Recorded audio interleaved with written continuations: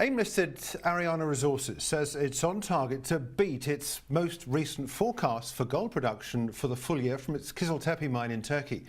The production for the third quarter, the last 3 months, was up 6%. The managing director is Dr. Kerim Sener. He joins us now with some more on this. Welcome and congratulations, because these are pretty good numbers. And I know you say in the RNS this morning that you're happy with what's going on.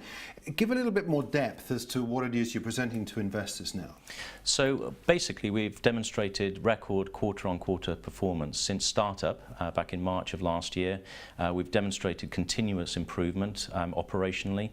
We're demonstrating the higher throughput rates in the mill, going from the design rate of 150,000 tonnes of ore per annum to 180,000 tonnes of ore per annum and above. The higher grades that we're experiencing in the Arzu South pit, the current pit that we're operating, certainly contributed to that record performance.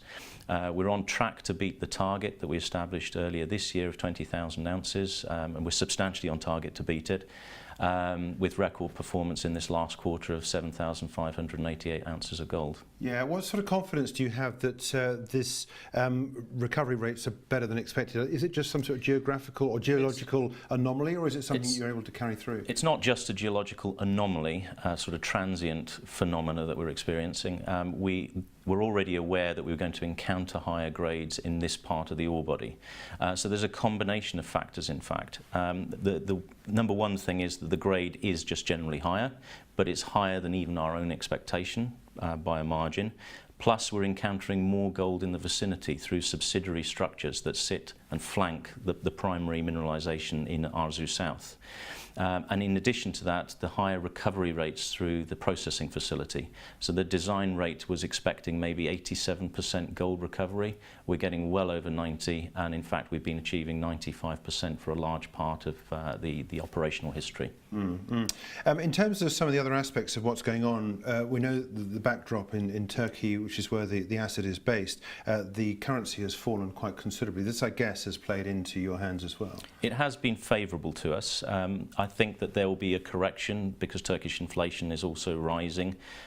So usually there's a balancing out there. But over that period, and certainly the quarter before that, the depreciation of the lira was certainly helping our situation. In the last quarter, has your costs changed at all? I mean, with the increase in throughput and this higher grade, has that helped things in cost? It has helped things in a broad context. The other contributing factor is the oil price, and the oil price has been climbing, so that has tended to increase the contractor mining cost. But because of the devaluation of the lira, so the contractor mining cost being priced in Turkish lira, actually that's sort of netted off. So we're essentially mining at the same cost rate on a dollar basis as we were when we started. Yeah. When do you hope to get some forecasts for 2019? So early next year, in the first quarter, we'll be announcing our forecasts for the full year. Okay. Let's talk about the other asset as well, Salimbaş, which is non-producing at the moment, isn't it? But correct. You're making progress, I understand. Yes, some real progress there. So since we acquired the 51% share from Eldorado Gold late in 2016, we've been applying ourselves to the exploration of that region in particular. What we've determined is that there's substantial scope to grow the opportunity there. We've already got 1 million ounces in inferred and indicated resources, but there's a large footprint of potential mineralisation that we need to test.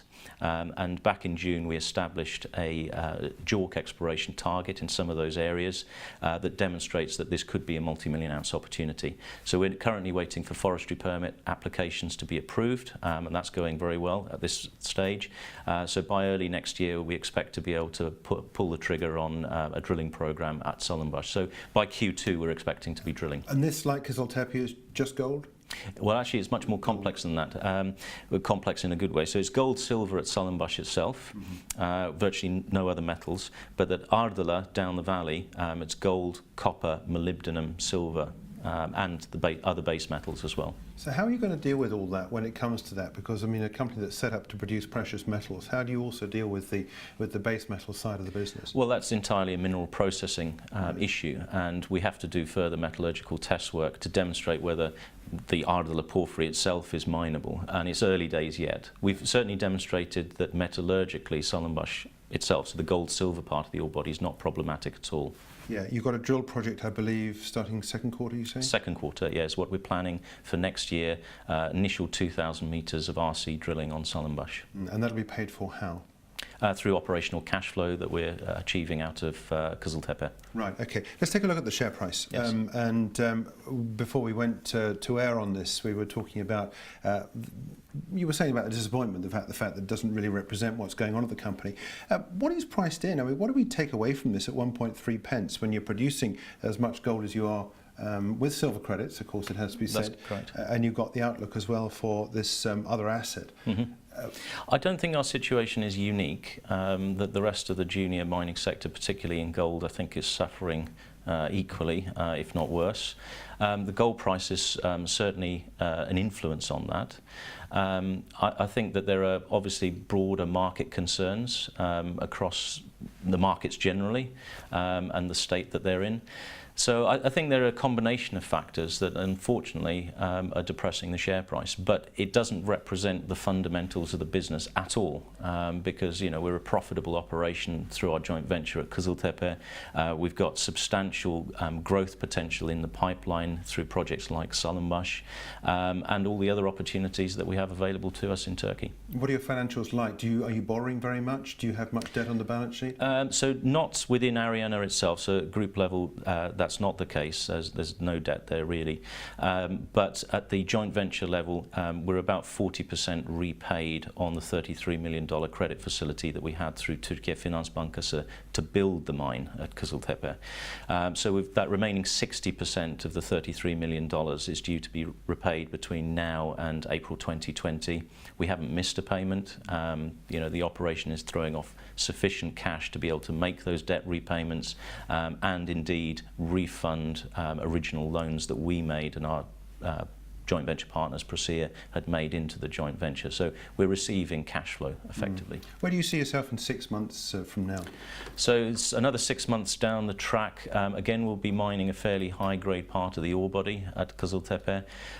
We'll also be giving consideration to starting operations on some of the subsidiary pits around Kızıltepe.